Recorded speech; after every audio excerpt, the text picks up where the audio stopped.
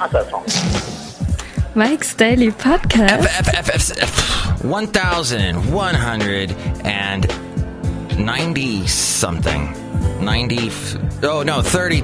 1132. Hello, it's Mike Matthews broadcasting from Cafe Anyway, located somewhere in Podcastro Valley Mont. Today, we hear from Madame Rootabega, Valentino, Bison Bentley, plus the return of the news segment that we call Mike's Daily Podcast. This is Interesting.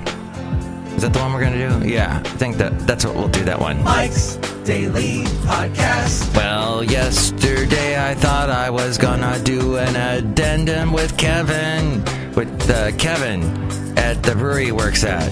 But then it didn't happen because it was loud in there and we drank a lot of beers and there's some things that weren't very clear about former employers. Mike's Daily Podcast. So it was a fun time all around. We had a great time, and then I apparently, when you're in a loud room Mike's and you're trying to talk Daily and then you make your Podcast self hoarse. Well, yeah, I've kind of done that to myself. Oh well. Pokematrix last show. Yes. I haven't seen that many Pokemon Go people lately, so I don't know if that's starting to fade out or what. And then apparently the bad polls that Hillary had after the FBI email verdict came out, apparently the polls are going back up for her. So she's about even with Trump now. Oh, and in the Hillary poll, over half asked if Hillary's emails, if she was guilty.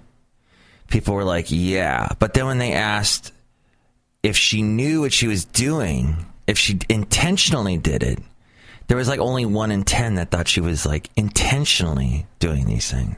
As the primaries are approaching. And then Trump was going to announce his vice presidential pick, which was the one that I was all for, that I thought he should pick yesterday. And now he's not going to announce that today after the horrible truck and terrorist attack in Nice, France, that involved some sort of terrorist action, this person from Tunisia, and so that's been put off. But that's the latest. There was something else. Oh, yeah, what is Trump going to do if he becomes president? And he's going to repeal Obamacare, apparently. His healthcare plan would make 18 million people uninsured. Oh, look who just walked in. And also lower premiums significantly for policies purchased directly by consumers. This according to an independent study released yesterday. It would decrease the federal budget deficit. And, but yeah, so lower premiums purchased directly by consumers. And that's about it. So we'll see. Hillary said that she would introduce the public option that Bernie Sanders was talking about. So it'll be interesting to see what happens. Look who just walked in. Hello, Master. It's Madame Rootabega. You don't sound very good. I'm a little bit tired. It's Friday. The sun's not out yet. My voice is raw. It's very raw. You sound like you could do the announcements for a classic rock station. Ooh. Yeah, classic rock 105.5. Yeah, look who just walked in. Hello there, Mike. It's Valentino. They're backing at that thing. And this is Bison Bentley. Do you know that? Mike, we also have been partying the night before, and we've been eating that stuff, that chocolate crackle, the Nestle product. It gets in our throats. Yeah, in our throats. Do you know that? Yeah, that stuff. Ah! We were talking about that earlier in the week, that it's got the little shards and whatnot. Shards. They put shards in their chocolate. You don't want to eat shards. So,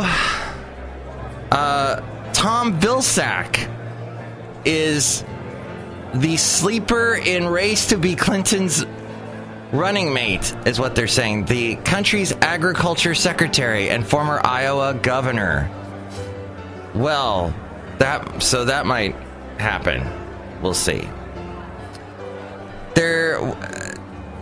That's about it. So you can listen to this show at MIKEs-DAILY-PODCAST.com, and there's all these links there if you want to help out the show through the Amazon link. Click on that and buy whatever it is you're going to buy. I went swimming again yesterday. I did. I went back to that Podcastro Valley place, the Cold Canyon Lake, and went swimming in the water. Apparently, 'cause I didn't know you were supposed to take a little test, a swimming test, before you go swimming. So when I was there earlier in the week, I was swimming around and they were kind of looking at me like, what's this guy? And I thought, oh, well, maybe they're looking at me because I'm like the only older person here.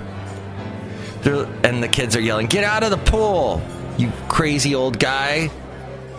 Get out of the... No, there are lots of adults there. And only they all have kids. And I didn't bring kids to the party, sorry. But I did go swimming.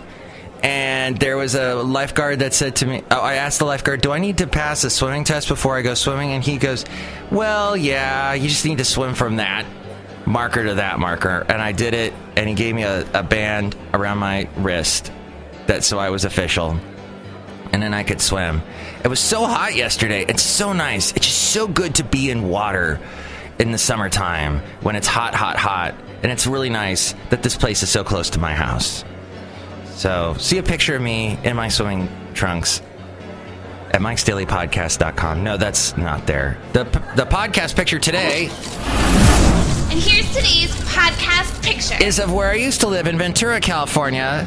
That's right on the beach. Another nice sort of California spot. A lot of tourists go there. And what has become popular over the past 5 years or so are these parachute, what do you call them? Wind sailors. They look like, kite sailors is what they are. You have these big kites and they push you along and you're on a surfboard and you're flying along in the water. I saw actually, just all this kind of windsurfing type stuff is so popular. When I was in Benicia on the 4th of July, I was watching this one windsurfer, and he had this extra long rudder that comes out of the bottom of the board, the sailing board that he's on. They're on like these surfboards that have sails on them. And he was actually rising up out of the water. The whole board was rising up out of the water, and this thing, this big rudder that was cutting the water down below him was letting him fly up into the air several feet. I had never seen that before. That was very cool. But it just gets so windy, and they can harness that power and go so fast. You can also become a PayPal pal and become someone that donates to the show and have all the Cafe Anyway characters say hi to you. Madame Rootabega will. That's right, I will say hi to you. Ooh.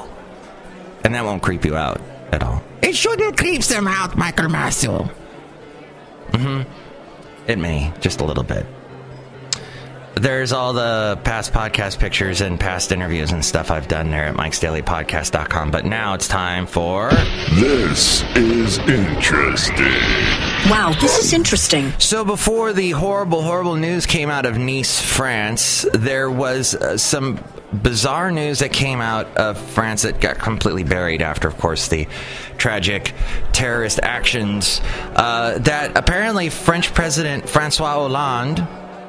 This little fluff story came out beforehand that apparently he's paying his hairdresser almost $11,000 a month. On an annual basis, the taxpayer-funded salary works out to nearly $132,000 a year. That's roughly 5 times the salary of a typical French hairdresser. Now, I've known a lot of hairdressers in my life. I used to be married. I wasn't a hairdresser myself, but I was married to one. And I helped her go through hairdresser school, and I just know a lot about hairdressers and their world and what they complain about and the stuff they have to deal with, like accidentally cutting themselves with the scissors and dealing with all the crazy chemicals they do. The information emerged from a story that was printed in a book. the book identified the hairdresser as Olivier Ben Amour and notes that he offered free hair services to Hollande and his former partner when Hollande was campaigning to be president. The French government is struggling to introduce reform in a bid to boost the stagnant economy.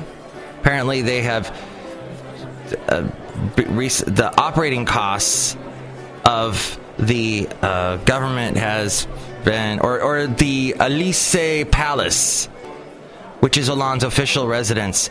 The operating costs for that have recently been cut between 15% to 20%. The French government is struggling to introduce reforms. Widespread strikes to protest French labor laws created severe gas shortages across the country this spring, and the tourism industry has been struggling following the deadly terrorist attacks in Paris last year, and then, of course, this terrorist attack during Bastille Day yesterday. Terrible. So, the thing is, he's got a receding hairline. He doesn't really need much in the way of a haircut. There's a few hairs up there.